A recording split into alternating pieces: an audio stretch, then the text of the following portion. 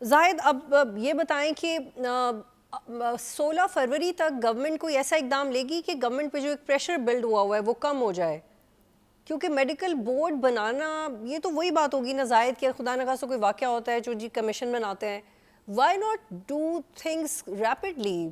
جیسے وقت کی ڈیمانڈ ہوتی ہے، جو کچھ اخلاقاً چیزیں بھی آپ کر سکتے ہیں، موریلٹی بھی کوئی چیز ہوتی ہے، وائی ناٹ دس؟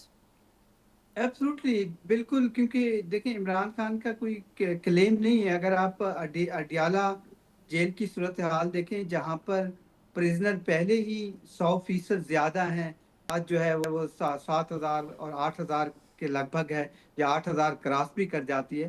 اڈیالہ کی جو لمٹ ہے وہ 3,000 ہے. اس میں 25 پہلے ہی قیدی ایک سال میں بیماریوں کی وجہ سے فوت ہو چکے ہیں، اور یہ ریکارڈ ہے. اس ایک قیدی کا نام بھی عمران تھا.